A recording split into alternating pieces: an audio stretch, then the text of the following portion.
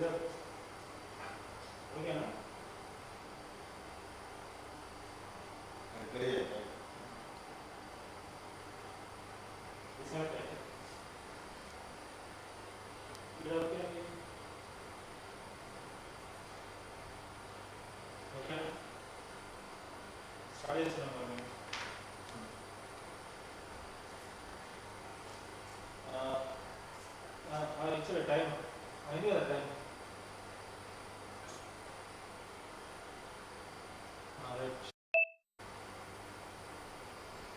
విద్యావాహిని ఆదిలాబాద్కి స్వాగతం.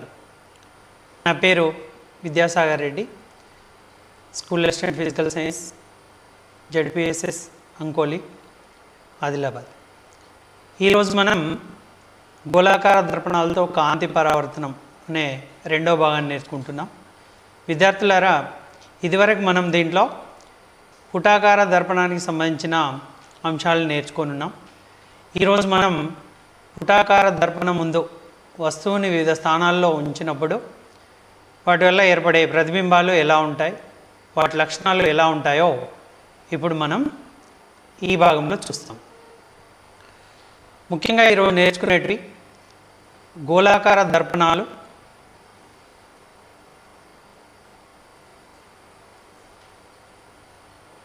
పుటాకార కుంభాకార దర్పణాలకు సంబంధించి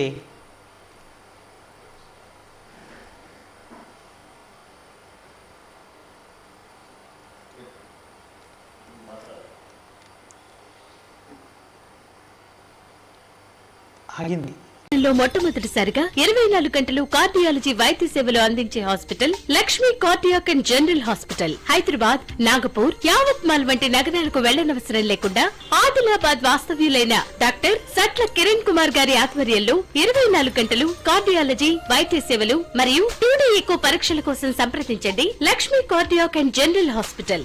మా ప్రత్యేకతలు ECG, 2D echo, lipids, BP, post bypass surgery, follow up, heart attack, కవాటాల జబ్బులు, కాళ్లవాపులు, గుండెలో రంధ్రం, గుండెదడ, పోస్ట్ స్టెంటింగ్ ఫాలో అప్ వంటి ట్రీట్మెంట్స్ చేయబడును. అత్యాధునిక ల్యాబ్ లో షుగర్, థైరాయిడ్, అన్ని రకాల జ్వరాలకు సంబంధించిన మరియు గుండె సంబంధిత పీటీ, ఐఎన్ఆర్, ట్రాపై టెస్టులు చేయబడును. అపాయింట్మెంట్ కొరకు సంప్రదించండి doctor Satla Kiran Kumar, MBBS, PG, DCC, cardiology, clinical cardiologist, Lakshmi cardiac and general hospital, Chandan medical ప్రక్కన, Shivaji Chowk, station road, Adilabad. Cell 8143337027.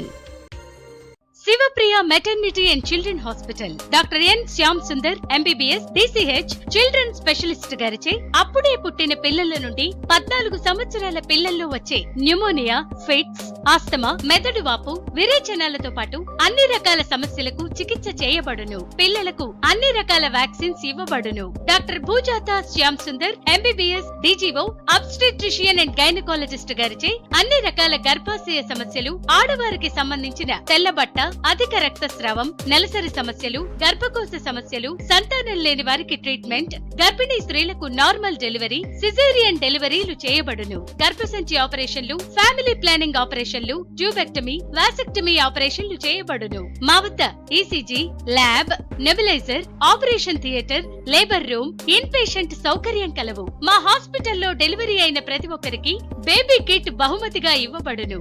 అన్ని రకాల ప్రసూతి సేవల కోసం సంప్రదించండి Shivapriya maternity and children hospital, station road, Shivaji Chowk, Adilabad. Phone 08732230134. Cell 9182511234. Adilabad neuro super speciality hospital, Adilabad. మన ఆదిలాబాద్ లో ప్రతిరోజు full time senior neuro physician గారిచే సూపర్ స్పెషాలిటీ వైద్య సేవలు.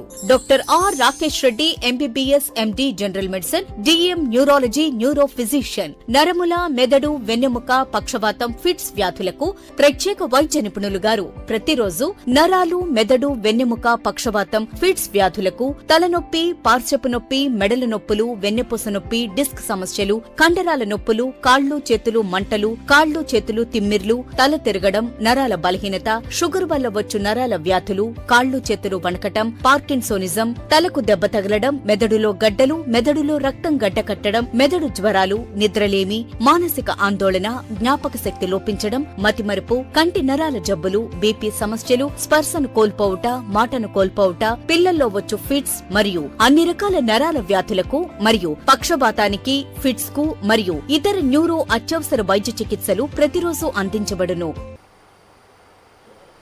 దీనిలో ఈరోజు గోళాకార దర్పణాలు, పుటాకార కుంభాకార దర్పణాలు, వాటి కిరణ నియమాలు మరియు కిరణ సూత్రాలు, ఈ పుటాకార కుంభాకార దర్పణాలతో ఏర్పడే కిరణ చిత్రాలు, వాటిని గీయడం, వాటి లక్షణాలు తెలుసుకోవడం, ఇందులో ఉపయోగించాల్సిన సంజ్ఞా సాంప్రదాయం మరియు ఈ గోళాకార దర్పణాలు వాటి అనువర్తనాల గురించి ఈరోజు నేర్చుకుంటున్నాం. మొట్టమొదట మనం దర్పణం అంటే ఏంటో నేర్చుకుందాం. సమతల గాజు పలకకి ఒకవైపు సిల్వర్ బ్రోమైడ్ లేదా వెండిపూత పూసినప్పుడు పూసిన తలానికి రెండో వైపున పరావర్తన తలంగా మారుతుంది. దీన్నే మనం దర్పణం అని అంటాం. ఇక్కడ చూడండి పిల్లలు, ఇక్కడ ఒక గోళాకార దర్పణానికి ఏ వైపు పూత పూయబడింది, ఎటువైపు పరావర్తన తలం అవుతుందో చూడండి. మనం ఒకవైపు పూత పూస్తే మరోవైపు పరావర్తన తలంగా మారుతుంది. అలాగే ఇంకొక తలానికి చూడండి, లోపల వైపు గుల్లగా ఉండేవైపు పూత పూసాం కాబట్టి అవతల వైపు ఉబ్బెత్తుగా ఉండేవైపు పరావర్తన తలమైంది. ఇలా గోళాకార దర్పణాలకి మనం ఒకవైపు పూత పూస్తాం, మరోవైపుకి అది పరావర్తన తలంగా ఏర్పడి అదొక దర్పణంలాగా మనకు పనిచేస్తుంది. ఈ గోళాకార దర్పణాలు ఎలా వస్తాయంటే, ఏదైనా ఒక గోళంలో మనం కొంత భాగాన్ని అంటే ఒక భాగాన్ని తీసుకొని వాటిని ఒకవైపు పూత పూస్తే అది మనకు దర్పణంలా పనిచేస్తుంది. ఇప్పుడు మనం ఇక్కడ ఒక గోళాన్ని చూస్తున్నాం. ఆ గోళంలో ఒకవైపు కొంత భాగం తీసుకుంటే దాన్ని ఏ విధంగా వచ్చిందో చూడండి. అంటే ఇక్కడ ఆ భాగానికి ఒకవైపు పూత పూసాం, యువతల వైపు పూత పూసాం, ఉబ్బెత్తుగా ఉండేది కాబట్టి లోపల వైపు గుల్లగా ఉండేవైపు పరావర్తన తలం అవుతుంది. ఇది మనం దీన్ని పుటాకార తలం అని అంటాం. ఇది పుటాకార దర్పణంలాగా మనకు పనిచేస్తుంది. గుల్లగా ఉండే పుటాకార తలం ఇది. మరోవైపు తీసుకున్నప్పుడు దీంట్లో మనం ఉబ్బెత్తుగా ఉండే వైపుగా పరావర్తన తలంగా మారింది, లోపల వైపుగా మనం పూత పూసాం. కాబట్టి ఇలా లోపల వైపుగా మనం పూత పూస్తే ఆ లోపల వైపు ఏదైతే ఉందో అది మనకు గుల్లగా ఉండే వైపుగా పూసాం. కాబట్టి ఉబ్బెత్తుగా ఉండే వైపు మనకి పరావర్తన తలంగా మారింది. దీన్ని మనం కుంభాకార తలం లేదా కుంభాకార దర్పణం అని అంటాం.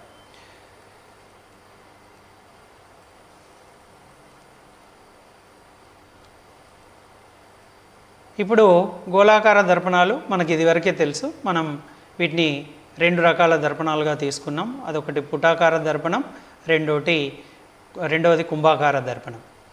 మొదటి చూడండి, పుటాకార దర్పణంలో ఈ వైపు పూత పూసబడింది అంటే ఇటువైపు మనకు పరావర్తన తలంగా మారింది.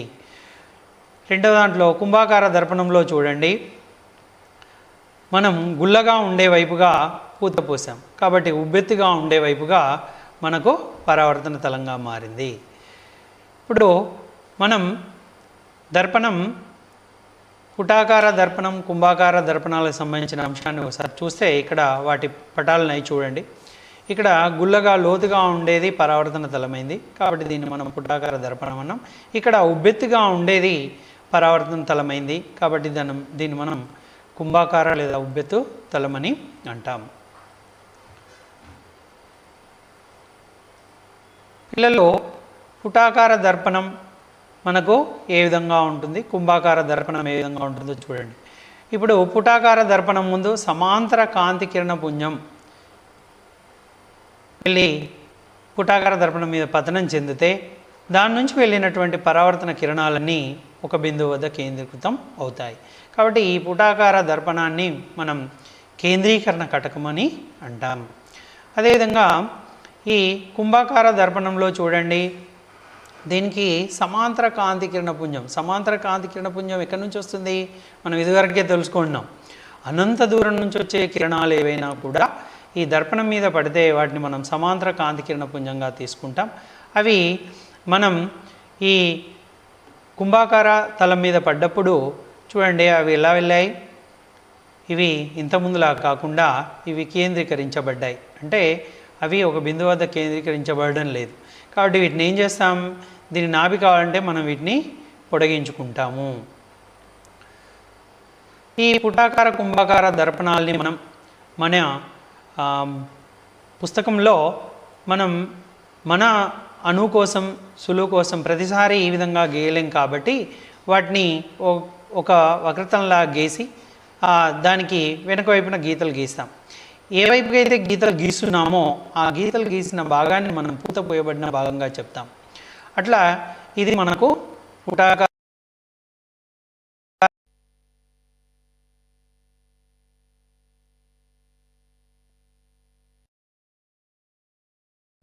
కాబట్టి గుల్లగా ఉండే వైపుగా గీతలు గీస్తున్నాం. అంటే అవతల వైపు పరావర్తన తలంగా పనిచేస్తుంది.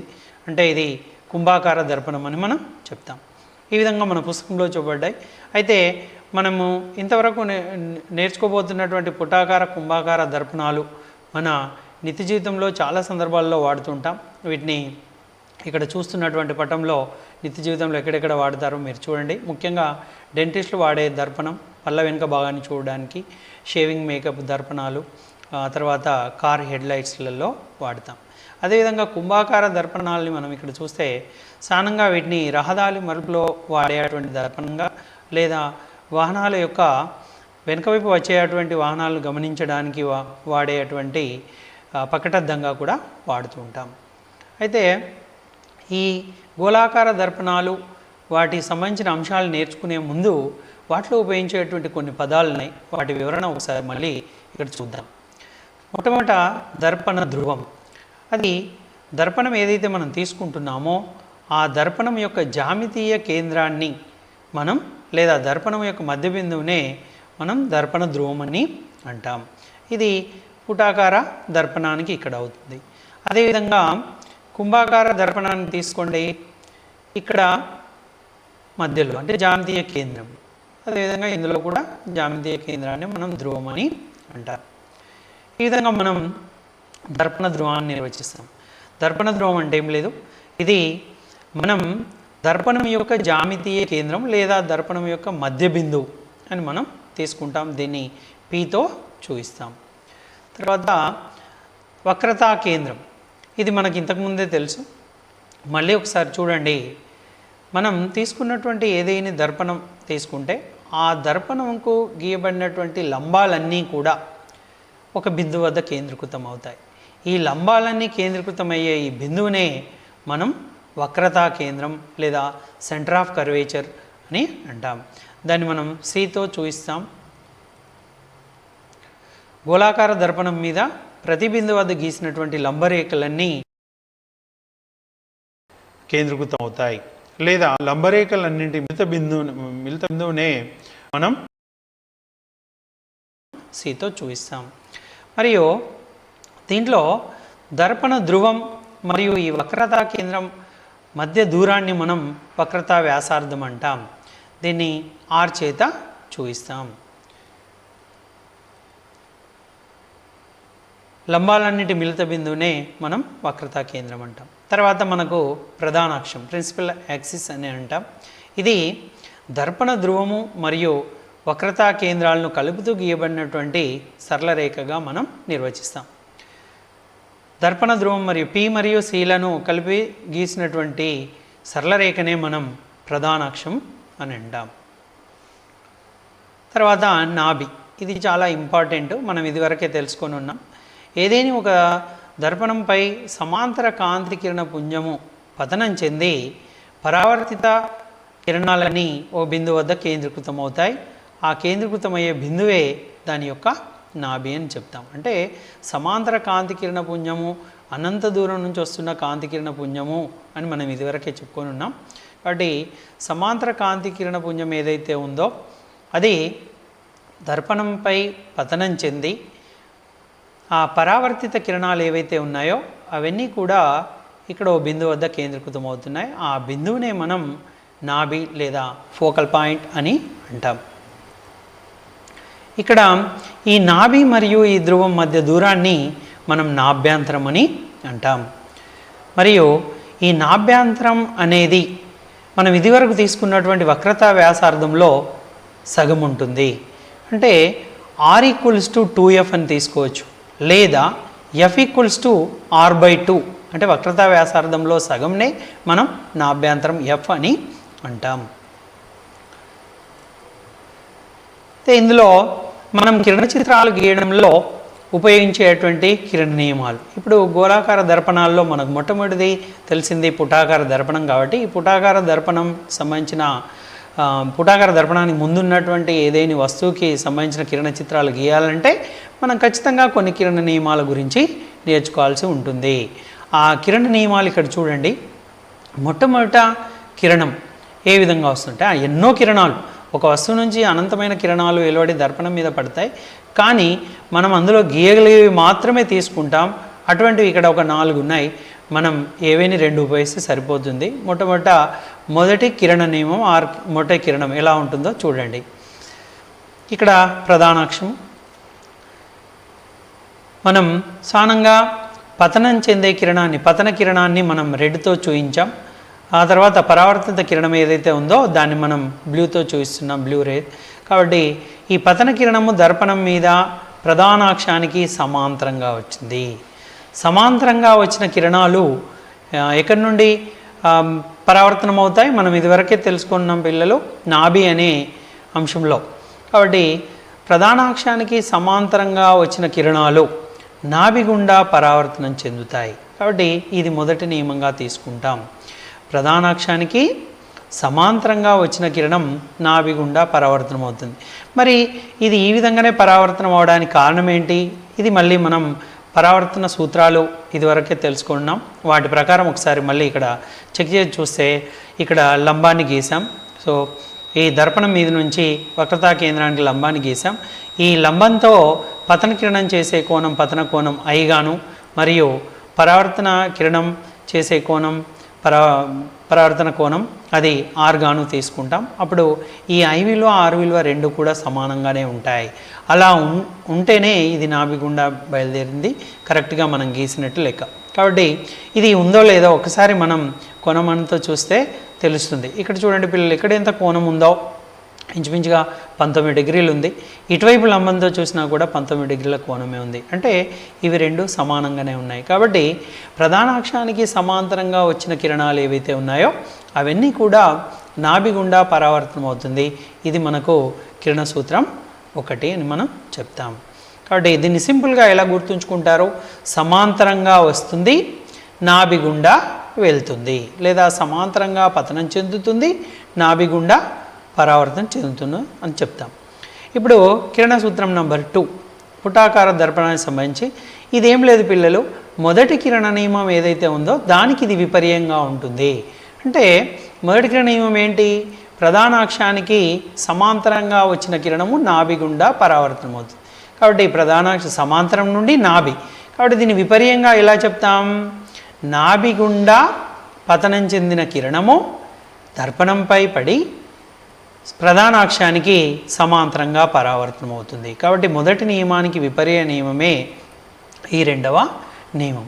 ఒకసారి చూడండి పిల్లలు, నాభి గుండా పతనం చెందింది, తర్వాత ప్రధానాక్షానికి సమాంతరంగా పరావర్తనమైంది. కాబట్టి ఇది ఇందులో కూడా మనకు I విలువ R విలువ చూస్తే 2 కూడా సమానమే ఉంటాయి. దీన్ని మరో విధంగా గీచి చూపించారు. ఒకసారి ఇందులో చూడండి పిల్లలు, ఏం చేసాం? నాభి గుండా పతనం చెంది ప్రధానాక్షానికి సమాంతరంగా పరావర్తనం అవుతుంది. చూడండి, నాభి గుండా పతనం చెందుతుంది, దర్పణం మీద పతనం చెందాక తర్వాత ప్రధానాక్షానికి సమాంతరంగా పరావర్తనం అవుతుంది. అంటే ఇది 2వ నియమమే. దాన్ని ఆ విధంగా కాకుండా ఇంకో మరో విధంగా చూపించాం. నెక్స్ట్ తర్వాత మనకు 3వ నియమం. ఇక్కడ కూడా మనం IR విలువలు సమానమనే మనం చెప్తాం. కాబట్టి 2వ నియమం ఏంటి? నాభి టు సమాంతరం అని గుర్తుంచుకోండి. తర్వాత 3వ నియమం. ఇది ప్రధానాక్షం. వక్రతా కేంద్రం గుండా పతనం చెందినటువంటి కిరణము అదే మార్గంలో పరావర్తనం చెందుతుంది. చూడండి, ఇక్కడ సి గుండా పతనం చెందుతున్న కిరణం ఇది దర్పణంపై పతనం చెంది అదే మార్గంలో ఏమైంది, పరావర్తనం చెందింది. అంటే సి గుండా వెళ్ళిన పతనం చెందిన కిరణం దర్పణంపై పడి అదే మార్గంలో మళ్ళీ సి గుండానే పరావర్తనం అవుతుంది. అంటే వక్రతా కేంద్రం గుండా పతనం చెందిన కిరణము అదే మార్గంలో అదే వక్రతా కేంద్రం సి గుండానే పరావర్తనం అవుతుంది. అంటే ఇలా వెళ్తుంది, మళ్ళీ అలానే వస్తుంది. ఒకసారి ఇది మళ్ళీ చూడండి పిల్లలు. సి గుండా పతనం చెందిన కిరణము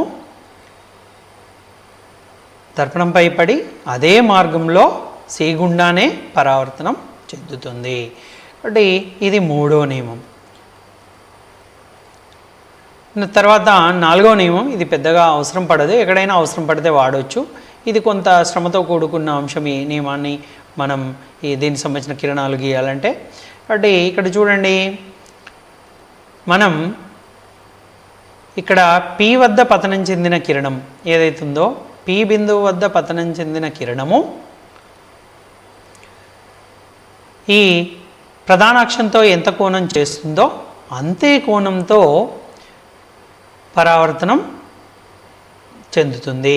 అంటే ఇక్కడ పతన కోణం, ప్రధానాక్షంతో పతన కోణం ఎంత ఉంటుందో పరావర్తన కోణం కూడా అంతే ఉంటుంది. అంటే పి వద్ద ఏదైతే కిరణం పతనం చెందుతుందో, ధ్రువం వద్ద పతనం చెందే కిరణము అంతే కోణంతో పరావర్తనం చెందుతుందని మనం చెప్తాం. ఇక్కడ ఐఆర్ విలువలు తీసుకుంటే కోణం ఐ కోణం ఆర్ సమానంగా ఉంటాయి. ఇది మనం పరావర్తన సూత్రాల్లో తెలుసుకొని ఉన్నాం.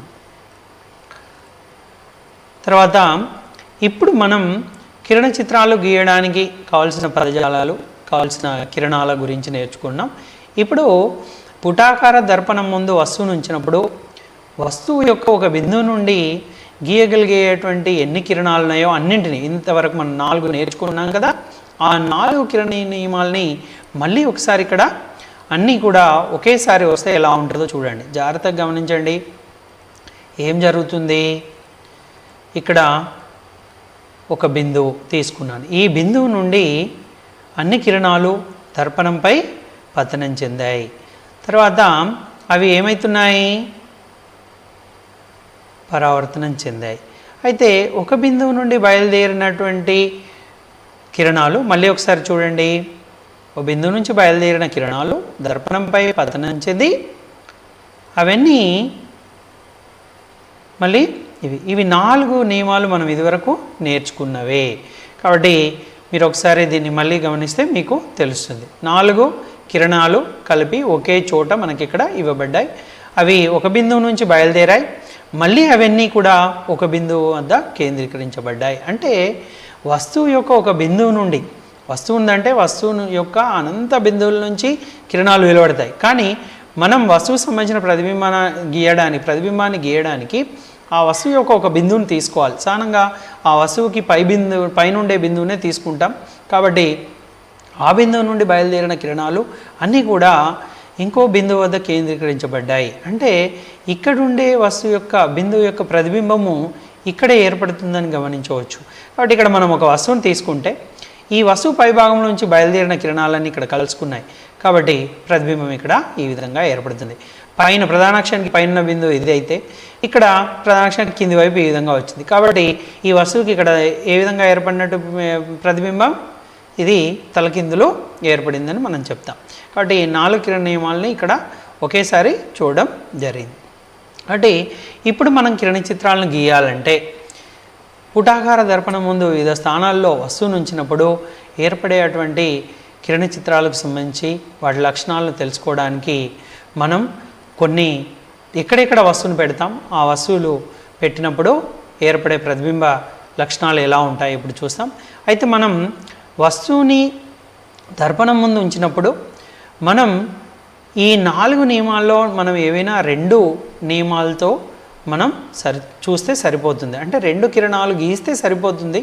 ఒక వస్తువు నుండి బయలుదేరిన, ఒక బిందువు నుంచి బయలుదేరిన కిరణాలు మరో బిందువు వద్ద కేంద్రీకృతం అవుతాయి. అవి మనకు 2 కిరణాలు అయితే సరిపోతుంది, లేదా మీరు ఇదివరకు చూసినట్టు 3 లేదా 4 కిరణాలు కూడా వాడవచ్చు. కానీ ఏవి వాడినా కూడా అదే బిందువు వద్ద కేంద్రీకృతం అవుతాయి కాబట్టి మనకి ఇక్కడ ఎక్కువ గీయడం అనేది అవసరం లేదు. కేవలం 2 కిరణాలు గీస్తే మీకు సరిపోతుంది.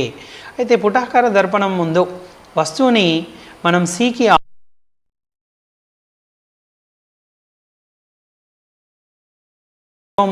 సి వద్ద ఉన్నప్పుడు, తర్వాత ఎఫ్సిల మధ్యలో ఉన్నప్పుడు, తర్వాత 4వ సందర్భం ఎఫ్ వద్ద ఉన్నప్పుడు, 5వ సందర్భం దర్పణ ధ్రువం పి మరియు దర్పణ నాభి ఎఫ్ల మధ్య వస్తువు ఉన్నప్పుడు ప్రతిబింబ లక్షణాలు, ప్రతిబింబం ఎలా ఉంటుందో ఇప్పుడు మనం చూసాం.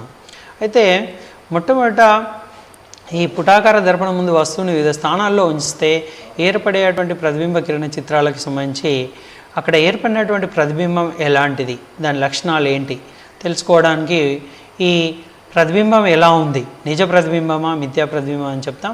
ఏవైతే మనం తలక్రిందులుగా వస్తాయో వాటిని జనరల్గా నిజ ప్రతిబింబం అని చెప్తాం. అంటే గోళాకార దర్పణం మీద పతనమైన కాంతి కిరణాలు అవి ఒక బిందువు వద్ద కలుసుకుంటాయని మనం ఇదివరకు తెలుసుకున్నాం. వాటి వలన ఏర్పడేటువంటి ప్రతిబింబం ఏదైతే ఉందో దాన్ని మనం నిజ ప్రతిబింబం అంటాం. దీన్ని మనం తెరపై పట్టగలుగుతాం. కాబట్టి తెరపై పట్టగలిగే ప్రతిబింబాన్ని మనం నిజ ప్రతిబింబం అంటాం. ఇది జనరల్గా తలక్రిందులుగా ఉంటుంది. అయితే తెర మీద పట్టలేని ప్రతిబింబాలు ఏవైతే ఉంటాయో వాటిని మనం మిథ్యా ప్రతిబింబం అని అంటాం. అది సానంగా నిటారుగా ఉంటుంది. అంటే తెర మీద పట్టలేని వాటిని మిథ్యా ప్రతిబింబం అని, తెర మీద పట్టగలిగే వాటిని నిజ ప్రతిబింబం అని అంటాం.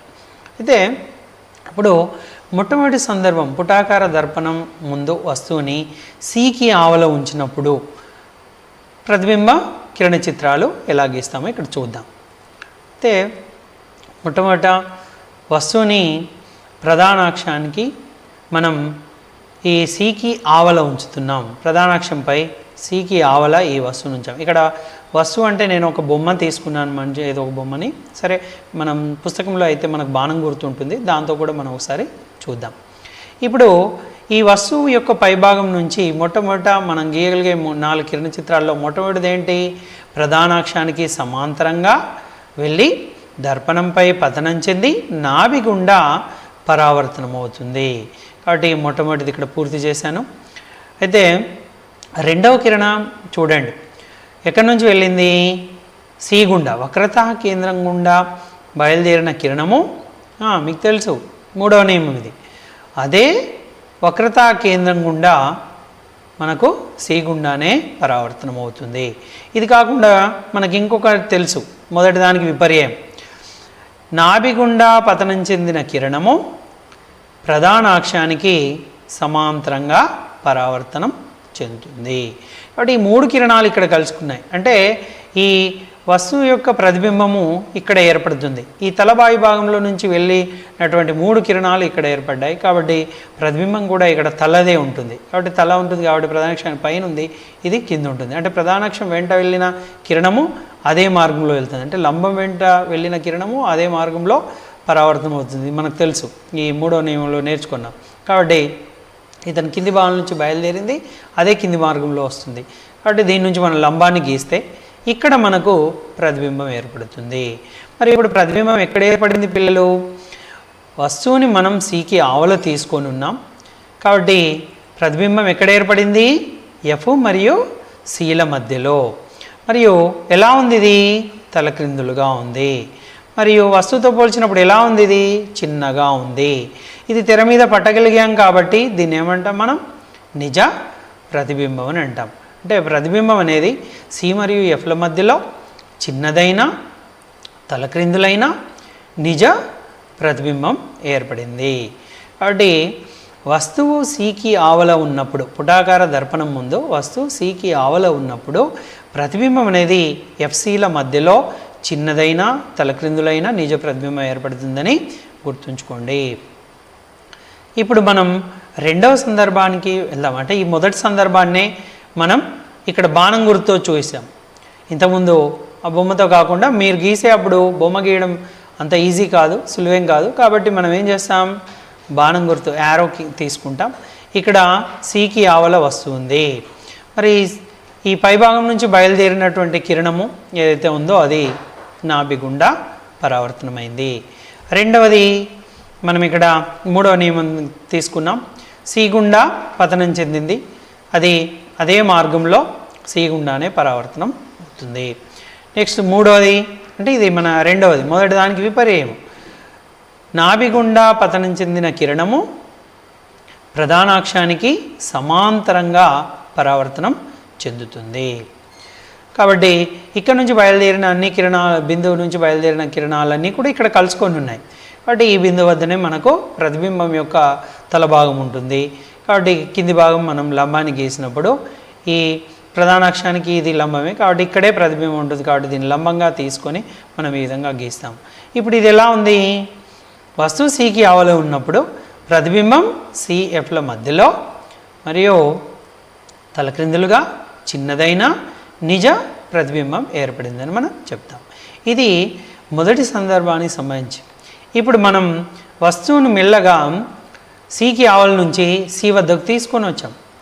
ఇప్పుడు వస్తువుని ఎక్కడికి తీసుకొద్దాం, సికి ఆవల ఉండేదాన్ని సి వరకు తీసుకొని వద్దాం. అంటే వక్రతా కేంద్రం వరకు వస్తువుని తీసుకొని వస్తే దాని ప్రతిబింబం ఎలా ఉంటుందో ఇప్పుడు చూద్దాం. ఇప్పుడు వస్తువు ఎక్కడుంది, ఈ బొమ్మ ఎక్కడుంది, సి వద్ద ఉంది. అంటే దీని తలభాగంలో ఉంచి ప్రధానాక్షానికి సమాంతరంగా పతనం చెంది నాభి గుండా పరావర్తనం చెందింది. అంటే సమాంతరము నాభి. సో ఫస్ట్ కిరణం అయిపోయింది. ఇప్పుడు మనం రెండవ కిరణం, దీనికి విపర్యం ఏంటి, నాభి గుండా పతనం చెందిన కిరణము ప్రధానాక్షానికి సమాంతరంగా పరావర్తనం చెందును. కాబట్టి ఇవి రెండు కలుసుకున్న చోటు ఎక్కడుంది, ఇక్కడుంది. అంటే ఇక్కడ నుంచి బయలుదేరిన కిరణాలు ఇక్కడ ఖండించుకున్నాయి. కాబట్టి ఈ వస్తువు యొక్క ప్రతిబింబము ఈ బిందువు వద్దే ఏర్పడుతుంది. కాబట్టి ఇప్పుడు వస్తువు దీనికి సంబంధించిన ప్రతిబింబ లక్షణాలు ఎలా ఉన్నాయి, వస్తువు సి వద్ద ఉంటే ప్రతిబింబం కూడా ఎక్కడ ఏర్పడింది, సి వద్దనే ఉంది. మరియు ఎంత ఉంది, వస్తువు ఎంత పరిమాణంలో ఉంటే ప్రతిబింబం కూడా అంతే పరిమాణంలో ఉంది. ఇంకా ఇది తలక్రిందులుగా ఉంది, తెర మీద పట్టాం కాబట్టి నిజ ప్రతిబింబం. కాబట్టి వస్తువుతో సమానమైన పరిమాణం కలిగి తలక్రిందులైన నిజ ప్రతిబింబము ఎక్కడ ఏర్పడింది, సి వద్దనే ఏర్పడింది. కాబట్టి రెండవ సందర్భంలో మనము వస్తువుని సి వద్ద ఉంచితే ప్రతిబింబం కూడా సి వద్దనే ఏర్పడింది.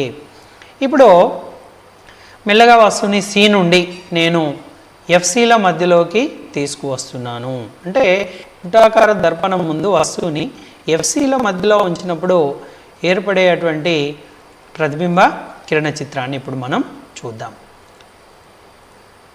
ఇప్పుడు నేను యారోని తీసుకున్నాను, వస్తువు యారో. సో ఎక్కడుంది ఇది, ఎఫ్ అండ్ సిల మధ్యలో ఉంది.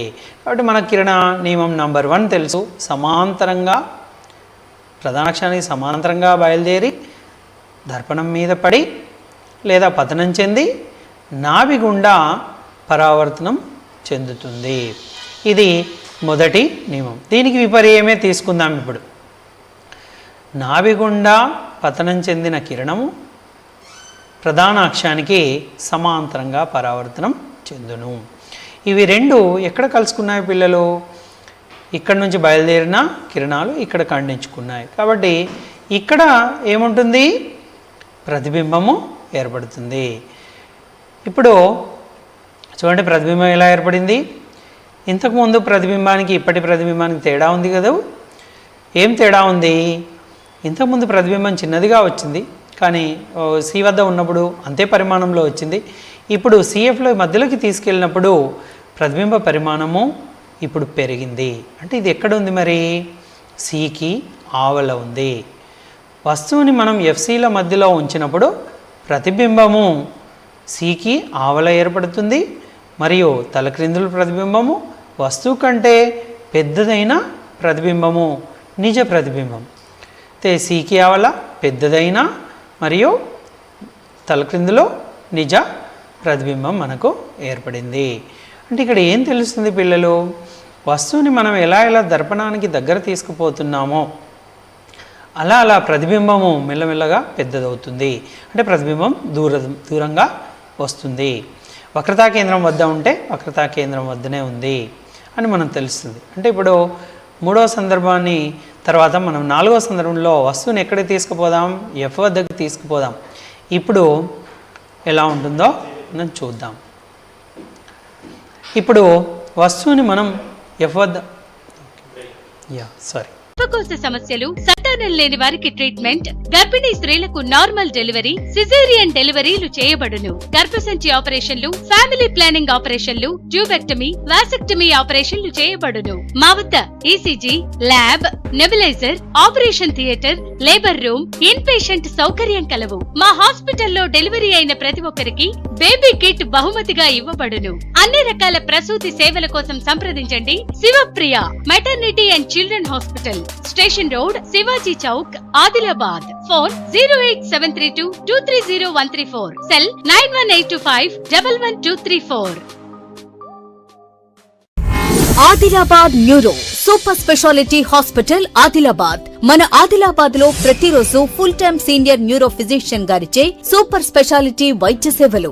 Doctor R Rakesh Reddy MBBS MD general medicine, DM neurology neuro physician. నరముల, మెదడు, వెన్నెముక, పక్షవాతం, ఫిట్స్ వ్యాధులకు ప్రత్యేక వైద్య నిపుణులు గారు ప్రతిరోజు నరాలు, మెదడు, వెన్నెముక, పక్షవాతం, ఫిట్స్ వ్యాధులకు, తలనొప్పి, పార్శ్వపు నొప్పి, మెడల నొప్పులు, వెన్నెపూస నొప్పి, డిస్క్ సమస్యలు, కండరాల నొప్పులు, కాళ్లు చేతులు మంటలు, కాళ్లు చేతులు తిమ్మిర్లు, తల తిరగడం, నరాల బలహీనత, షుగర్ వల్ల వచ్చు నరాల వ్యాధులు, కాళ్లు చేతులు వణకటం, పార్కిన్సోనిజం, తలకు దెబ్బ తగలడం, మెదడులో గడ్డలు, మెదడులో రక్తం గడ్డకట్టడం, మెదడు జ్వరాలు, నిద్రలేమి, మానసిక ఆందోళన, జ్ఞాపక శక్తి లోపించడం, మతిమరుపు, కంటి నరాల జబ్బులు, బీపీ సమస్యలు, స్పర్శను కోల్పోవుట, మాటను కోల్పోవుట, పిల్లల్లో వచ్చు ఫిట్స్ మరియు అన్ని రకాల నరాల వ్యాధులకు మరియు పక్షపాతానికి, ఫిట్స్ కు మరియు ఇతర న్యూరో అత్యవసర వైద్య చికిత్సలు ప్రతిరోజు అందించబడును. EEG, ENMG, NCS, RNS, VEP, BERA, ECG, fully equipped lab, ICU, special rooms, physiotherapy, pharmacy మొదలగు అత్యాధునిక సౌకర్యాలు కలవు. సంప్రదించండి Adilabad neuro super speciality hospital, central bank of India దగ్గర, టీఎన్జీఓస్ రోడ్ ప్రక్కన, Dwarakanagar, Adilabad. Phone number 08732796285, cell number 9494327151. మన ఆదిలాబాద్ పట్టణంలో మొట్టమొదటిసారిగా 24 గంటలు కార్డియాలజీ వైద్య సేవలు అందించే hospital Lakshmi cardiac and general hospital. Hyderabad, Nagpur, Yavatmal వంటి నగరాలకు వెళ్లనవసరం లేకుండా ఆదిలాబాద్ వాస్తవ్యులైన డాక్టర్ సట్ల కిరణ్ కుమార్ గారి ఆధ్వర్యంలో 24 గంటలు కార్డియాలజీ వైద్య సేవలు మరియు 2D ఎకో పరీక్షల కోసం సంప్రదించండి Lakshmi cardiac and general hospital. మా ప్రత్యేకతలు ECG, 2D echo, lipids, BP, post bypass surgery, follow up, heart attack, కవాటాల జబ్బులు, కాళ్లవాపులు, గుండెలో రంధ్రం, గుండెదడ, పోస్ట్ స్టెంటింగ్ ఫాలో అప్ వంటి ట్రీట్మెంట్స్ చేయబడును. అత్యాధునిక ల్యాబ్ లో షుగర్, థైరాయిడ్, అన్ని రకాల జ్వరాలకు సంబంధించిన మరియు గుండె సంబంధిత పీటీ, ఐఎన్ఆర్, ట్రాపై టెస్టులు చేయ.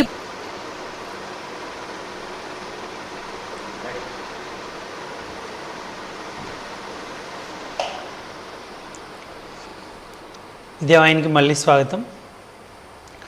ఇప్పుడు మనం పుటాకార దర్పణం ముందు వస్తువుని నాభి వద్ద ఉంచినప్పుడు ఏర్పడేటువంటి ప్రతిబింబ కిరణ చిత్రం ఏ విధంగా ఉంటుందో చూడండి.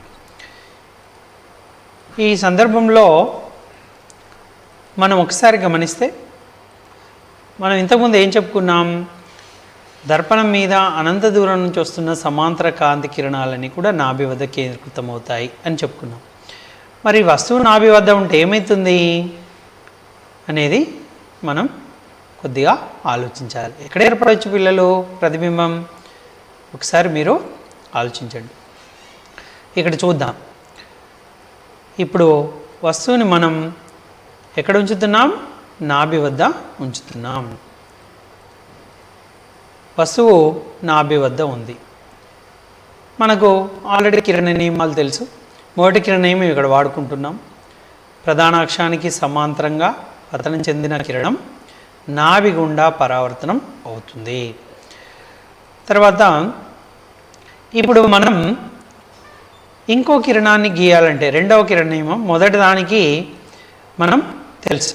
మొదటి దానికి ఏం చేయాలి, రెండవ విపర్యం, నాభి గుండా పతనం చెందే కిరణం ఏమవుతుంది, ప్రధాన అక్షానికి సమాంతరంగా పరావర్తనం అవుతుంది. కానీ ఇక్కడ ఈ వస్తువు నుండి పై భాగంలోంచి నాభి గుండా వెళ్ళే కిరణం ఇలా తీసుకున్నాం అనుకోండి, ఏమవుతుంది, దర్పణం మీద పతనం చెందడం లేదు కాబట్టి ఇలానే వెళ్ళిపోతుంది. కాబట్టి మనం తీసుకున్న మనకేం లాభం లేదు. ఈ సందర్భంలో మనం ఏం చేస్తామంటే మూడవ కిరణ నియమం ఏదైతే ఉందో అది మనందరికీ తెలుసు. ఏంటది, వక్రతా కేంద్రం నుండి బయలుదేరిన కిరణం దర్పణంపై పతనం చెంది అదే మార్గంలో వక్రతా కేంద్రం సి గుండానే పరావర్తనం చెందుతుంది. కాబట్టి ఆ మార్గంలో పతనం చెందే కిరణం ఏదుంది, ఆ కిరణాన్ని మనం తీసుకుందాం. ఇప్పుడు మనం వస్తువు నుండి బయలుదేరి దర్పణం మీద పతనం చెంది ఈ సి గుండా అంటే వక్రతా వ్యాసార్థం ఏదైతే ఉందో ఆ వ్యాసార్థం వెంటే అంటే ఈ లంబం వెంటే ఉన్న కిరణాన్ని మనం ఇక్కడ తీసుకున్నాం. కాబట్టి ఇప్పుడు మనకు ఈ వస్తువు నుంచి బయలుదేరి ఈ దర్పణం మీద పతనం చెంది ఇదే లంబం వెంట, ఇక్కడ ఇది లంబమే చూడండి, దర్పణం మీద ఏదైనా బిందువు నుండి వక్రతా కేంద్రానికి గీసినటువంటి ఏ రేఖ అయినా కూడా లంబం అవుతుందని మనం ఇంతకుముందే తెలుసుకుంటున్నాం. కాబట్టి ఈ వస్తువు నుంచి బయలుదేరిన కిరణము ఇక్కడ పడి పతనం చెంది దర్పణం మీద పతనం చెంది ఇదే మార్గంలో వ్యతిరేకంగా పరావర్తనం అవుతుంది. అప్పుడు మీరు ఇందులో చూస్తే ఏం జరిగింది, ఇటే వచ్చేసింది అంటే ఇదే మార్గంలో వెళ్ళింది. మరి ఇప్పుడు ఈ కిరణాలు రెండు కూడా ఇలా వెళ్తున్నాయి. మరి వీటిని ఇటు పొడిగిద్దామన్నా వెనక్కి పొడిగించినా ఇటు పొడిగించిన ఇవి రెండు ఎలా ఉన్నాయి, కిరణాలు సమాంతరంగా ఉన్నాయి. కాబట్టి ఇవి కిరణాలు ఎక్కడ ఖండించుకుంటాయంటే మనం ఎంత దూరం పొడిగించుకుంటూ వెళ్ళినా ఆ కిరణాలు ఖండించుకునే అవకాశం లేదు. ఒకవేళ నాలుగవ నియమాన్ని ఇక్కడ వాడినా ఏమవుతుంది, దర్పణ ధ్రువానికి పై పతనం చెందిన కిరణం అంతే కోణంతో పరావర్తనం అవుతుంది. అది కూడా మనం తీసుకుంటే ఎలా వస్తుంది, ఇది కూడా సమాంతరంగానే వస్తుంది. కాబట్టి ఈ కిరణాలన్నీ కూడా ఎక్కడ ఖండించుకునేటట్టుగా మనకి ఇక్కడ కనబడడం లేదు. కాబట్టి ఇలాంటి సందర్భంలో మనం ఏమంటాం, ఈ రెండు కిరణాలు ఖండించుకునేటట్లేవు, సమాంతర కిరణాలుగా ఉన్నాయి. కాబట్టి ప్రతిబింబం అనేది ఈ సమాంతర కిరణాలు అలా వెళ్ళి ఎక్కడో బిందువు వద్ద అంటే అనంతమైన బిందువు వద్ద ప్రతిబింబం ఏర్పడుతుంది, అవి ఖండించుకుంటాయని చెప్తాం. అంటే అనంత బిందువు నుంచి అనంత దూరం నుంచి వచ్చిన కిరణాలు నాభి వద్ద కేంద్రీకృతం అవుతాయి. మరి నాభి వద్ద నుంచి వెళ్ళిన కిరణాలు ఏమవుతాయి, అనంత దూరంకి సమాంతరంగా వెళ్తాయని చెప్తాం. కాబట్టి ఈ సమాంతర కిరణాలు ఖండించుకుంటే అనంత దూరం తీసుకువెళ్తే అవి అనంత దూరంలో ఉన్న వస్తువు వద్ద ఖండించుకుంటాయని చెప్తాం. కానీ మనం ఇక్కడ దాని ప్రతిబింబ లక్షణాలు ఏమీ చెప్పము, ఎందుకంటే అనంత దూరంలో ఉన్న వస్తువుకు సంబంధించిన ప్రతిబింబ లక్షణాలు చెప్పాల్సిన అవసరం లేదు. కానీ మనం సెంట్రల్ పుస్తకాల్లో చూసినప్పుడు వాటిలో మనకు ఉంది ఏంటంటే అనంత దూరంలో చాలా పెద్దదైన ప్రతిబింబం తలక్రిందులుగా నిజ ప్రతిబింబమే ఏర్పడుతుందని ఉంది. కానీ మనకు మన పుస్తకంలో మాత్రం కేవలం అనంత దూరంలో ప్రతిబింబం ఏర్పడుతుంది. కాబట్టి అనంత దూరంలో ఉన్న ప్రతిబింబానికి మనం లక్షణాలు చెప్పాల్సిన అవసరం లేదు. కాబట్టి సింపుల్గా మనం అనంత దూరంలో ప్రతిబింబం ఏర్పడుతుందని మనం రాస్తే సరిపోతుంది. కాబట్టి ఒక సందర్భాన్ని చూడండి. నెక్స్ట్ ఇప్పుడు వస్తువుని మెల్లగా ఎఫ్ నుండి ఎఫ్ మరియు పీల మధ్యలోకి తీసుకొచ్చాం. అప్పుడు కిరణ చిత్రాలు ఎలా ఉంటాయో చూద్దాం. వస్తువుని ఎక్కడికి తీసుకురావాలి, ఎఫ్ మరియు పీల మధ్యలోకి. ఇప్పుడు మనం నాభి మరియు ధ్రువం మధ్యలో వస్తువుని ఉంచితే ఇక్కడ వస్తుంది, అంటే ఇక్కడ నాభి మరియు ధ్రువం మధ్యలో ఉంది. ఈ మొదటి కిరణాన్ని మనం గీయొచ్చు, ఏంటి, ప్రధాన అక్షానికి సమాంతరము నాభి గుండా పరావర్తనం. కాబట్టి ఈ మొదటి కిరణ నియమం ప్రకారం మొదటి కిరణం అయిపోయింది. ఇప్పుడు రెండవ కిరణ నియమం ఏంటి, నాభి గుండా పతనం చెందింది ఏమవుతుంది, ప్రధాన అక్షానికి సమాంతరంగా పడుతుంది. నాభి గుండా అంటే ఇలా వస్తుంది, మరి ఇలా వచ్చింది, మనకి ఇటు దర్పణమే లేదు కాబట్టి అది పతనం చెందే ఆస్కారం లేదు, అది పరావర్తనం అయ్యే అవకాశం లేదు. కాబట్టి దీన్ని కాకుండా మనకు మూడవ నియమం ఏదుందో దాన్ని ఇక్కడ వాడుకుంటాం. ఏంటి, సి వైపుగా పతనం చెందేది, అంటే వక్రతా కేంద్రం గుండా పతనం చెందే కిరణము అదే మార్గంలో పరావర్తనం అవుతుంది. కాబట్టి అదే మార్గంలో వచ్చేటట్టుగా నేను లంబంగా ఇక్కడ పతన కిరణాన్ని గీశాను, అది అదే మార్గంలో ఇలా వెళ్ళి సి గుండా పరావర్తనం చెందింది. మరి ఇప్పుడు ఈ రెండు కిరణాలు ఇలా వెళ్తున్నాయి. ఈ రెండు కిరణాలు చూస్తే ఎలా ఉన్నాయి, ఒకదానికొకటి ఇక్కడ దూరం అవుతూ పోతున్నాయి, అంటే వికేంద్రీకరణ చెందుతున్నాయి. కాబట్టి ఇటువైపు మనకు ఏది ప్రతిబింబం ఏర్పడే ఆస్కారం లేదు. మరి ఇలాంటి సందర్భంలో ఏం చేయొచ్చు? వీటిని ఇటువైపు పొడిగించుకొని చూస్తే మనకి ఏం కనిపిస్తుందో చూడండి. ఇప్పుడు చూడండి, వీటిని మనం దర్పణం వెనుక వైపు అంటే దర్పణం లోపలికి ఈ కిరణాలని పొడిగించాం. దీన్ని ఇటు పొడిగించాం, ఈ దాన్ని ఇటు పొడిగించాం. ఆ పొడిగించినప్పుడు అవి ఒక బిందువు వద్ద కడించుకోండి. ఈ బిందువు వద్దనే ఈ వస్తువు యొక్క ప్రతిబింబం ఏర్పడుతుంది. తలపై నుంచి వెళ్ళిన కిరణాలు తల వద్దనే ఏర్పడతాయి కాబట్టి ఇక్కడ తల ఉంటుంది. మరి అటువంటప్పుడు తల ఇలా ఉంటే మరి ప్రధాన అక్షానికి లంబంగా ఇతను నిలబడ్డాడు కాబట్టి ఇక్కడ లంబం తీసుకుంటే ఇలా వస్తుంది. అంటే మరి ప్రతిబింబం ఎలా వస్తుంది? ఇలానే వస్తుంది. అంటే వస్తువు ఇంత ఉంటే ప్రతిబింబం ఎంత వచ్చింది? చాలా పెద్దగా వచ్చింది. ఎలా వచ్చింది? నిటారుగా వచ్చింది. మరి ఇదివరకు ఉన్న సందర్భాల్లో మనం సికి ఆవల ఉన్నప్పుడు, సి వద్ద ఉన్నప్పుడు, ఎఫ్సిల మధ్యలో ఉన్నప్పుడు కిరణ చిత్రాలు గీసినప్పుడు అన్నీ కూడా తలకిందులు వచ్చాయి. కానీ ఈ సందర్భంలో మాత్రం మనకు దర్పణం లోపల నిటారు ప్రతిబింబం వచ్చింది. దర్పణం లోపల నిటారు ప్రతిబింబం వచ్చిందంటే దీన్ని మనం తెర మీద పట్టలేము. కాబట్టి మనం రోజు చూసుకునే మన ప్రతిబింబాన్ని పిల్లలు దర్పణంలో చూసుకుంటాం. దాన్ని ఎప్పుడైనా తెర మీద పట్టగలుగుతామా? పట్టలేం. జస్ట్ చూడగలం మాత్రమే. రోజు మన ప్రతిబింబాన్ని దర్పణంలో చూడడం నిటారు ప్రతిబింబమే, కానీ దాన్ని తెర మీద పడడం సాధ్యం కాదు. కాబట్టి ఆ ప్రతిబింబాన్ని మనం ఏమంటాం? మిథ్యా ప్రతిబింబం అని చెప్తాం. కాబట్టి ఈ రెండు రేఖలు వెనక్కి పొడిగించుకుంటే ఆ ప్రతిబింబము దర్పణం లోపలనే ఏర్పడుతుంది. అది ఎలా ఉంది? చాలా పెద్దగా ఉంది. వస్తువుతో పోల్చినప్పుడు పెద్దదిగా ఉంది మరియు ఇది నిటారుగా ఉంది. ఈ ప్రతిబింబాన్ని మనం మిథ్యా ప్రతిబింబం అని చెప్తాం. కాబట్టి ఇప్పుడు ఈ అన్ని సందర్భాల్లో పుటాకార దర్పణం ముందు వస్తువుని వివిధ స్థానాల్లో ఉంచినప్పుడు ఏర్పడేటువంటి ప్రతిబింబ లక్షణాలన్నిటికి సంబంధించిన ఇది ఒక టేబుల్ ఉంది. ఇది మీరు ఆల్రెడీ మీ పుస్తకంలో ఉంది. దాన్ని ఒకసారి చూడండి. దర్పణం నాభి మధ్య అంటే కొవ్వొత్తి స్థానం ఇక్కడ మనం కొవ్వొత్తితో చేసినటువంటిది. అప్పుడు మనకు ఇక్కడ దర్పణం నాభి వెనుక ప్రతిబింబ స్థానం ఎక్కడ ఏర్పడింది? దర్పణం. ఇప్పుడు ఇందాక చేసినటువంటిది మనం దర్పణ ధ్రువం ఇక్కడ నాభి మధ్యలో ఉంటే దర్పణం వెనుకే పెద్దదిగా, అంటే వెనుక కాదు దర్పణం లోపల అని గుర్తుంచుకోండి, పెద్దదిగా ఉంటుంది. నిటారు ప్రతిబింబం, మిథ్యా ప్రతిబింబం. ఇది మనకు రివర్స్. మనం ఒకవేళ ఇక్కడ నుంచి తీసుకుంటే సికి ఆవల ఉన్నప్పుడు ప్రతిబింబ స్థానం నాభి మరియు వక్రతా కేంద్రం మధ్య చిన్నదిగా ఉంది, తలక్రిందులు ఉంది, నిజ ప్రతిబింబం అన్నాం. తర్వాత అనంత దూరంలో ఉంటే అనంత దూరంలో నుంచి వచ్చిన కిరణాలన్నీ కూడా నాభి వద్ద కేంద్రీకృతం అవుతాయని చెప్పాం. కాబట్టి అక్కడ ప్రతిబింబం బిందు రూపం, కాబట్టి దాని లక్షణాలు ఏం చెప్పాల్సిన అవసరం లేదు. అది కూడా మనకు నిజ ప్రతిబింబంగా చెప్పాం. నెక్స్ట్ నాభి మరియు వక్రతా కేంద్రం మధ్యలో ఉన్నప్పుడు వక్రతా కేంద్రానికి ఆవల వచ్చింది. అంటే వస్తువు వక్రతా కేంద్రానికి ఆవల ఉంటే ప్రతిబింబం నాభి మరియు వక్రతా కేంద్రం మధ్య. ఒకవేళ వస్తువే నాభి మరియు వక్రతా కేంద్రం మధ్యలో ఉంటే వస్తువు ప్రతిబింబం ఎక్కడ ఉంటుంది? వక్రతా కేంద్రం ఆవల, పెద్దదిగా ఉంటుంది, తలక్రిందులు నిజ ప్రతిబింబం. ఇట్లా నాభి వద్ద ఉంటే మనకు ఇంతకుముందే చూసాం, ఎఫ్ వద్ద ఉంటే అనంత దూరంలో ప్రతిబింబం ఏర్పడింది. కాబట్టి ఈ టేబుల్ని ఒకసారి జాగ్రత్తగా పరిశీలిస్తే మనం ఇదివరకు నేర్చుకున్నవన్నీ కూడా మనం ఇందులో చూడవచ్చు. అయితే ఇవన్నిటి ద్వారా మనకు ఒక అంశం తెలుస్తుంది. పుటాకార దర్పణం ముందు మనం వస్తువుని దర్పణానికి దగ్గరగా ఉండేటట్లు ఉంచామనుకోండి, అప్పుడు ప్రతిబింబం ఏమవుతుంది? దూరంగా ఉంటుంది. దూరంగా ఉంది, దూరంగా ఉన్నది ఎలా ఉంటుంది? పెద్దదిగా ఉంటుంది. మరియు నిజనే తలక్రిందులే, ఇందులో పెద్ద ప్రాబ్లం లేదు. నిజ తలక్రిందులు ప్రతిబింబం మన ప్రతిసారి వచ్చింది ఇక్కడ.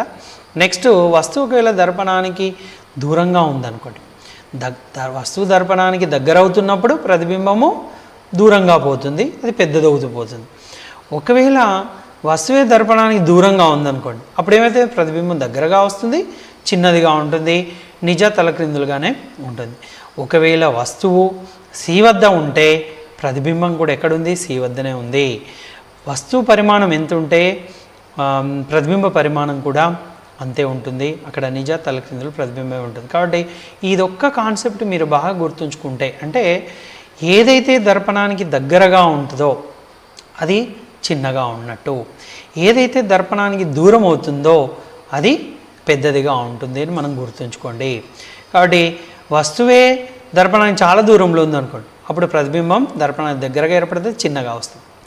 ఒకవేళ వస్తువు దర్పణానికి దగ్గరగా వచ్చింది అనుకోండి, అప్పుడు ప్రతిబింబం దర్పణానికి దూరం అవుతుంది మరియు చిన్నదిగా ఉంటుంది. ప్రతిసారి నిజా తలకిందులు అయితే మనకు తెలిసిందే ఉంది. ఇది పుటాకార దర్పణానికి సంబంధించిన అంశం. ఇప్పుడు మనం పుటాకార దర్పణం ముందు వస్తువు వివిధ స్థానాల్లో ఉన్నప్పుడు మనం వస్తువు యొక్క దూరం, ప్రతిబింబ దూరాన్ని మనం లెక్కిస్తాం. ఇక్కడ వస్తువు ఏదైతే ఉందో ఆ వస్తువు దర్పణం నుంచి ఎంత దూరంలో ఉందో దాన్ని మనం వస్తు దూరం యూగా తీసుకుంటాం. సాధారణంగా ఈ దూరాలన్నీ కూడా మనం పీ నుంచే కొలవాల్సి ఉంటుంది. కాబట్టి ఈ పీ నుండి కొలిసేటప్పుడు వస్తు దూరం పీ నుండి వస్తువుకి గల దూరం అంటే పీ నుండే కొలవాలి, ఇటు నుంచి ఇటే కొలవాలి. అది మనకు ముందు తెలుస్తుంది. అది వస్తు దూరం యూగా తీసుకుంటాం. ఒకవేళ పీ నుండి మనం ప్రతిబింబం ఇక్కడ ఏర్పడింది, ఇది కొలిసామనుకోండి, అదేమవుతుంది? ప్రతిబింబ దూరం. అంటే దర్పణం నుంచి వస్తువు కలిగిన దూరాన్ని వస్తు దూరం అని, అంటే లేదా దర్పణ ధ్రువం నుండి వస్తువు కలిగిన దూరాన్ని వస్తు దూరం అని, అదేవిధంగా దర్పణ ధ్రువం నుండి ప్రతిబింబం ఏర్పడినటువంటి దూరాన్ని ప్రతిబింబ దూరం వీగా మనం తీసుకుంటాం. కాబట్టి వస్తు దూరం, ప్రతిబింబ దూరాలు కూడా మనకి ఇక్కడ అవసరం అవుతాయి. అయితే ఇంతవరకు మనం పుటాకార దర్పణాల గురించి నేర్చుకున్నాం. ఇప్పుడు కుంభాకార దర్పణాల గురించి నేర్చుకుందాం. ఇవి మనం రహదారి మలుపులో కానీ మనం వాహనాలకి పకటద్దంగా కూడా వీటిని వాడతాం. మరి ఈ పుటాకార దర్పణానికి సంబంధించిన అంశాలన్నీ అయిపోయాయి. కిరణ నియమాలు నేర్చుకున్నాం. అలాగే ఈ కుంభాకార దర్పణానికి కూడా కిరణ నియమాలు ఉంటాయి. సేమ్ ఇంతకుముందు పుటాకార దర్పణానికి సంబంధించిన కిరణ నియమాలు ఏవైతే ఉన్నాయో ఇవి కూడా కుంభాకార దర్పణానికి వర్తిస్తాయి. అయితే ఇవి కొంచెం వేరుగా ఉంటుంది. ఇప్పుడు చూడండి, గుల్లగా ఉండే వైపు పూత పూసాం కాబట్టి ఉబ్బెత్తుగా ఉండే వైపు పరావర్తన తలం. కాబట్టి ఇది మనము కుంభాకార దర్పణం అని చెప్తాం. అయితే మొదటి నియమం ఏంటి? ప్రధాన అక్షానికి సమాంతరంగా పతనం చెందిన కిరణము నాభి గుండా పరావర్తనం అవుతుంది. మరి ఇక్కడ ఇది వికేంద్రీకరణ దర్పణం కాబట్టి ఏమవుతుంది? ఇది వ్యతిరేక ఇలా పోతుంది. మరి అలాంటప్పుడు ఈ కిరణము ఇటు నాభి అని అనుకున్నప్పుడు ఇటు రావట్లేదు. మరి దీన్ని జాగ్రత్తగా చూస్తే మనం ఈ వికేంద్రీకరణ దర్పణం కాబట్టి ఈ తలంలో మనం ఇక్కడ లంబాన్ని గీస్తే ఈ మధ్యలో 6 విలువలు సమానం. అయితే దీన్ని కొంచెం వెనక్కి పొడిగిస్తే మనము దాన్ని చూస్తే ఇక్కడ ఇది లంబం అవుతుంది. సి నుండి గీసింది లంబమే. తర్వాత ఇక్కడ మనం 6 విలువలు తీసుకుంటే అవి రెండు సమానమే. అంటే ఇప్పుడు ఈ కిరణాన్ని వెనక్కి పొడిగించుకొని ఉంటే మనకేమవుతుంది?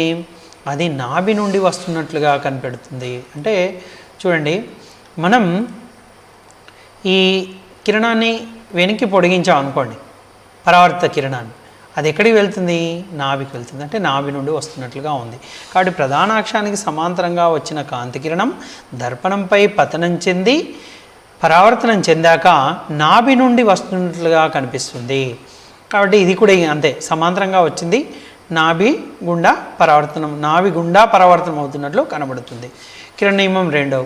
మనం ఇక్కడ దానికి విపర్యం, మొదటి దానికి విపర్యం. ఇది ఏముంది? విపర్యము సమాంతరంగా ఉండేది నాభి అన్నాం. కాబట్టి ఇప్పుడు ఏం చేయాలి? నాభికి నుండి సమాంతరం. కాబట్టి నాభి వైపుగా పతనం చెందుతున్న కిరణము ప్రధాన అక్షానికి సమాంతరంగా పరావర్తనం అగును. అంటే నాభి ఎఫ్ వైపుగా పతనం చెందిన కిరణం, ఎఫ్ వైపుగా పతనం చెందినట్లు కనబడుతున్న కిరణము ప్రధాన అక్షానికి సమాంతరంగా పరావర్తనం అగును. కాబట్టి మొదటి దానికి ఇది విపర్యమే, ఇది రెండో నియమం. తర్వాత ఇప్పుడు మనం 5 విలువ 6 విలువ ఇక్కడ లంబంతో చూసినప్పుడు సమానంగానే ఉంటాయి. ఇది ప్రాబ్లం లేదు మనకి. నెక్స్ట్ తర్వాత మూడవది, మనం ఇంతకుముందు మూడవది ఏం చెప్పాం? లంబం వెంట పోయేది లంబం వెంట అదే మార్గంలో వ్యతిరేకంగా వస్తుంది. అంటే లంబం వెంట పతనం చెంది అదే మార్గంలో పరావర్తనం చెందుతుంది అని మనం చెప్పాం. కాబట్టి ఇక్కడ తీసుకుందాం. ఎలా ఉంది? లంబం అంటే లంబం ఇటు వక్రతా కేంద్రం ఇటు ఉంటుంది. ఎందుకంటే ఈ దాన్ని మనం రౌండ్గా తీసుకున్నప్పుడు దీనికని ఇక్కడ బిందువులు వస్తాయి. ఇది వృత్తం కాబట్టి ఇది మనం ఇంతకుముందే తెలుసుకుంటున్నాం. ఇప్పుడు వక్రతా కేంద్రం వైపుగా పతనం చెందింది కిరణం, ఇది అదే మార్గంలో పరావర్తించింది. ఒకవేళ దీన్ని ఎక్స్టెన్షన్ మనం తీసుకుంటే అది ఎక్కడి నుంచి వస్తున్నట్లుంది? వక్రతా కేంద్రం నుండి వస్తున్నట్లుంది. అంటే వక్రతా కేంద్రం వైపుగా పతనం చెందిన కిరణము దర్పణంపై పతనం చెంది అదే మార్గంలో పరావర్తనం చెందుతుంది. ఇది మనం మూడవ కిరణనియమంగా చెప్తాం. ఇప్పుడు నాలుగవది కూడా ఉంది. ఇది జస్ట్ చూడండి, ఇది పెద్ద అవసరం పడదు, ఎక్కడైనా అవసరం పడితే వాడతాం మనం. ఇక్కడ దర్పణ ధ్రువం.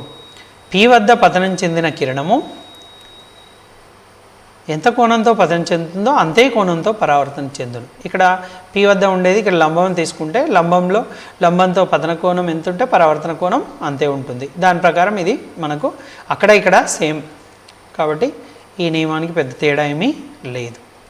ఓకే, మరి ఇవన్నీ నియమాలు కిరణ నియమాలు తెలిసాయి కదా.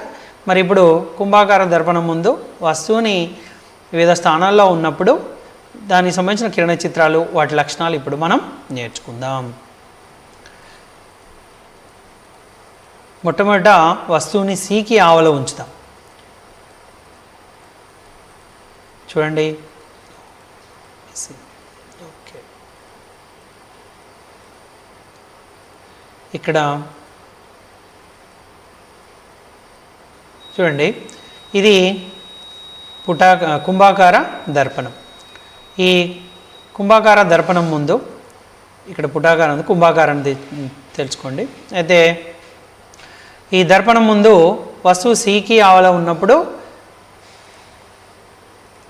మనకు ప్రతిబింబం ఎక్కడ ఏర్పడింది చూడండి, జాగ్రత్త చూడండి. ఇక్కడ ఒకటో కిరణం సమాంతరము నాభి నుండి పరావర్తనం అవుతున్నట్లుగా, నెక్స్ట్ తర్వాత నాభి గుండా పరావర్తనం, అంటే ఈ కిరణం ఏదైతే ఉందో మనం తీసుకుంటే ఇది నాభి వైపుగా వచ్చింది కాబట్టి దీన్ని మనం పరావర్తనం ఈ విధంగా చెందించాం. నెక్స్ట్ ఇంకోటి వక్రతా కేంద్రం గుండా ఈ విధంగా వచ్చింది, ఇదే మార్గంలో వ్యతిరేకంగా పరావర్తనమైంది.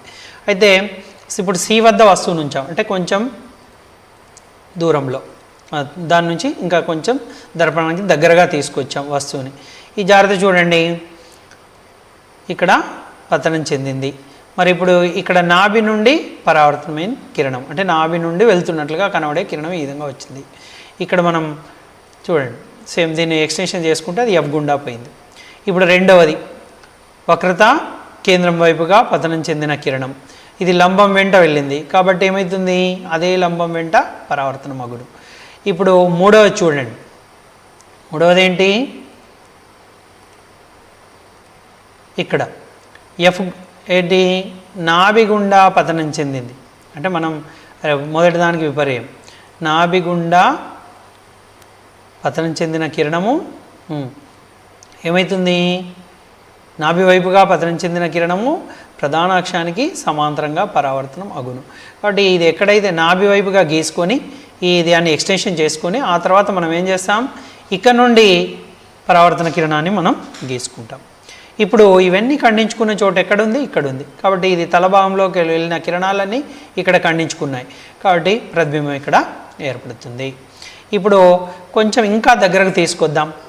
ఇప్పుడు ప్రతిబింబ లక్షణాలు ఏంటి, F మరియు Pల మధ్యలో ఏర్పడింది ప్రతిబింబం. ఇంకెలా ఉంది, ఇది చిన్నదిగా ఉంది మరియు నిటారుగా ఉంది. మరి నిటారుగా ఉండే ప్రతిబింబం ఏంటి, మిథ్యా ప్రతిబింబం. ఇది దర్పణంలో ఏర్పడుతుంది, ఇది గుర్తుంచుకోవాలి పిల్లలు, ఇది దర్పణంలో కనిపిస్తుంది, తెర మీద పట్టలేం. నెక్స్ట్ ఇప్పుడు ఇంకా వస్తువుని ఇంకా దగ్గరకు తీసుకొచ్చాం, కొంచెం ఇంకా దూరంలో పెద్దదిగా ఉన్నప్పుడు ఎలా ఉంది చూడండి, కిరణాలు ఇలా వచ్చాయి, ఇలా వెళ్ళాయి, నెక్స్ట్ రెండవది మూడవది ఇలా వచ్చింది, దీనికి సమాంతరంగా వెళ్ళింది. ఇవన్నీ ఖండించుకునే చోటు ఇది. కాబట్టి కుంభాకార దర్పణంలో వస్తువు Cకి ఆవల చాలా దూరంలో ఉన్నప్పుడు ఏర్పడిన ప్రతిబింబం ఎలా ఉంది, ప్రతిబింబం నిటారుగా ఉంది, FPల మధ్యలోనే ఉంది కాబట్టి ఇక్కడ చిన్న ప్రతిబింబం, నిటారు ప్రతిబింబం, మిథ్యా ప్రతిబింబం. అంటే వస్తువుని కుంభాకార దర్పణం ముందు ఏ స్థానంలో ఉంచినా ప్రతిబింబం మాత్రం FPల మధ్యలోనే ఉంటుంది మరియు చిన్నదిగానే ఉంటుంది, వస్తువుతో పోల్చినప్పుడు చిన్నదిగా ఉంటుంది, నిటారుగా ఉంటుంది, మిథ్యా ప్రతిబింబం ఏర్పడుతుంది. ఇప్పుడు ఇంకా కొంత దగ్గరలో మనం తీసుకొచ్చినప్పుడు ఎలా ఉంటుందో చూద్దాం, పెద్దది. నెక్స్ట్ చూడండి, మరోసారి దీన్ని చూడండి, సేమ్ FPల మధ్యలో చిన్నదైన నిటారు మరియు మిథ్యా ప్రతిబింబం.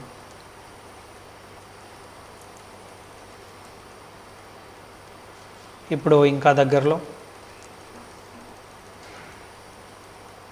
సేమ్ ఇవన్నీ చూడండి.